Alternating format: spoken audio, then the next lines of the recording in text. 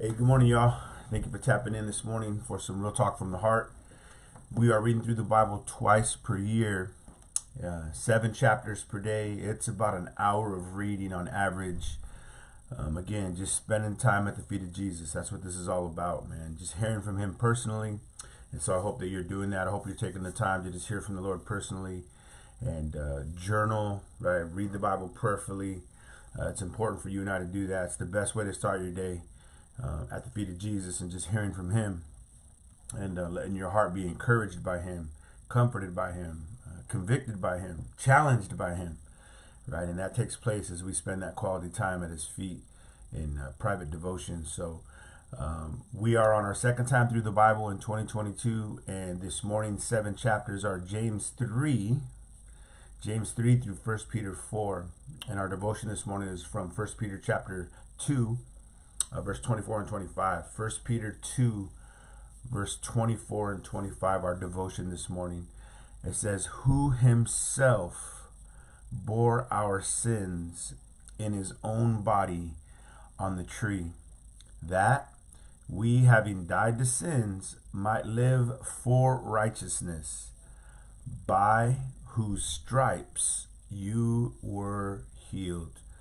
For you were like sheep going astray, but have now, I love that, have now returned to the shepherd and overseer of your soul. Man, this passage this morning just really got me, man. I was meditating on that first line in this verse. Who himself, all alone, all by himself on the cross, who himself bore our sins in his own body on the tree. I was thinking about how in Hebrews chapter 1 it says who he by himself purged our sins, right? The word purged means to be cleansed, right? He did it by himself, y'all. By himself. From the cross he cried, right? My God, why have you forsaken me, right? Eli, Eli, lema sabachthani. Man, that cry, all alone on the cross, bearing our sin, my sin, your sin. He bore our sins in his own body on that cold, cruel tree. But why did he do it? Why did he do it? Passage right here tells us, it says that we, having died to sins. So he did it to give us a new position, right? It's a position of death. And you read about it in Romans, man, you read about it in Colossians. There's a lot of places that says that we died with him. Right. Paul says in Galatians 2:20, I have been crucified with Christ. Right. That's that death position where the old life, right, the old life that we used to live is now dead. Right. We are dead to that old life. And so he did it to give us a new position. So that having died to sins, now here it is. He gives us a new purpose. What's that new purpose? It says that we might live for righteousness. Right. Because it's the righteous life that glorifies God. It's the righteous life that pleases him. And so we have a new purpose, and that new purpose now. This is why he did it, y'all. He did it to give us a new position. He did it to give us a new purpose. And that purpose is living for righteousness. Right? Not what the world says is right. Right? Not making up our own right and wrong. But what God deems is righteous. What God says is right. And that's our purpose now. We live for that. Because we know, again, that glorifies him and that pleases him. And it says this, by whose stripes you were healed. Right? Sin had caused a separation between God and man. And Christ, right, bore our sins on his own body. And he did it, listen, by bearing those stripes. Man, as they whipped the flesh off his back. Right? He did it for you. He did it for me. And listen, it says here, why did he do it? To bring healing. To bring healing. There was a spiritual sickness called sin. There was a division that came through, right, through sin, and he healed, right? The word reconciliation, right? He brought reconciliation through his stripes, right? So now our relationship is healed between us and God. It says for you. See, so he continues on here. He says for you, because you were like sheep going astray. Why do you do it? Right? Because, man, we were going astray.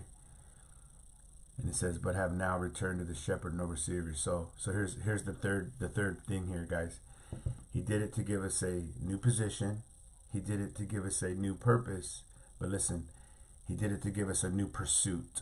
And that pursuit is returning to the shepherd and the overseer of our soul. Now, every day we get up with that pursuit. I'm running to the shepherd, man. I'm running to the overseer of my soul. Right? That's what he did it for. To give us a new position, to give us a new purpose, and to give us, listen, a new pursuit. That's what he did it, man. But he did it, listen, he did it all alone on the cross. He did it himself. By himself, he purged our sins. By himself, he bore our sins on that cold, cruel tree. Beloved, listen, man. How should we respond to that? What should be your response? What should be my response to that kind of love? What should be our response to what he did for you and for me? Man, we see it right here in this text, man. It's to live, listen, that position. That we are crucified to the world, and the world to us. Right? And our lives are crucified with Christ, and we no longer live for ourselves. But we live for him, we live for righteousness. That should be the response. And listen, we live in that pursuit, man. We live in that hot pursuit of him. We just desire more and more of him every day. We desire to allow him to be the overseer of our soul. We're no longer calling the shots. We're no longer Lord. We're no longer trying to lead, because that's what a shepherd does. A shepherd leads. And we're no longer leading our old lives. Right? We're letting him lead our lives. That's the right response to what he did for us on the tree. Hey, the Lord loves you. I love you too. Man, I'm praying for you. And please be praying for me. I need your prayers, y'all. Before I hop off too, I want to wish my son Israel happy 17th birthday. Son, I love you. And I thank God for you. Me and your mom are very proud of you. Remember to keep God first, and you'll obey the worst. And you'll avoid the worst. Keep God first, you'll avoid the worst, man. I love you, son. God bless you. Hey, you guys have a great day. And I'll talk to you again tomorrow. God bless.